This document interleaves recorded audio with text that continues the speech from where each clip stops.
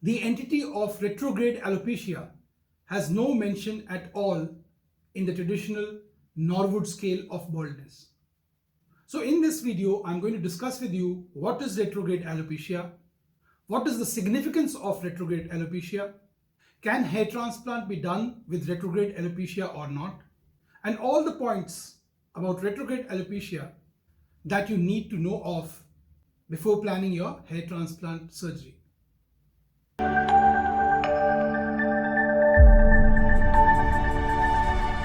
So retrograde alopecia was never a concern earlier during the times of FUT or strip surgery.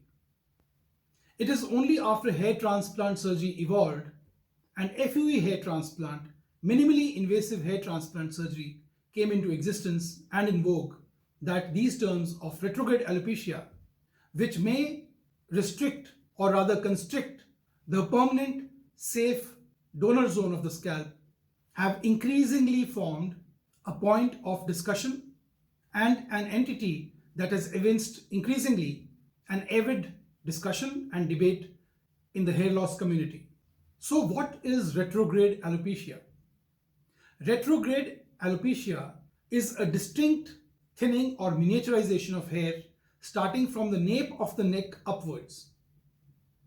The nuchal region, the areas of the donor zone around the ears are affected by retrograde alopecia.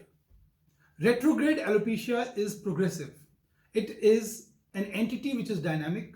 Over a period of time, it continues to efface the safe permanent donor zone of the scalp. So in times of FUE hair transplant, it is very important during the initial consultation to assess the nape of the neck, especially if the patient gives a family history of baldness.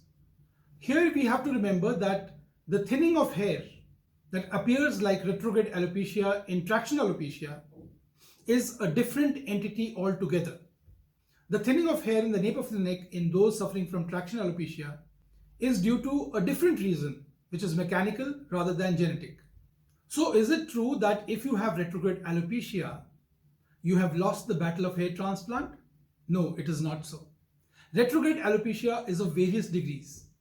Mostly, in 90%, it is mild.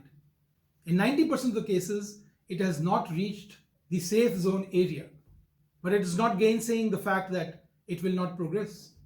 If you have a family history, a strong family history of baldness, you are likely to progress to grade 7 baldness. Retrograde alopecia, especially in young people who have a strong family history, is an indicator of things to come. It is an indicator of extensive baldness which is in store, and this should be kept in mind while assessing the patient. The hair in the nape of the neck is usually not harvested during an FUE procedure. It is only in certain circumstances when you want to give naturalness to the hairline, when you want to give naturalness to the restored temple points, when you want to have a natural looking eyebrow restoration. These are the times when nape of the neck hair is usually used. So this use of the nape of the neck hair is lost in those suffering from retrograde alopecia. We have to understand that.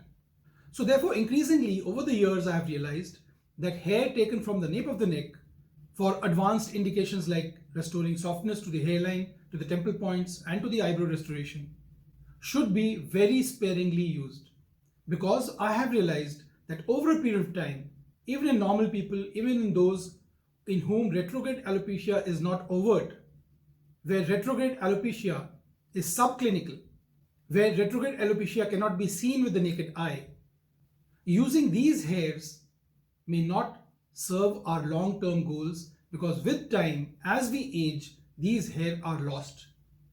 I today rather prefer to isolate grafts, which are thin grafts, into singles using high power magnification for the hairline and the temple points, and also for the eyebrow, rather than rely on nape of neck hair, which I used to do from 2008 to 2012.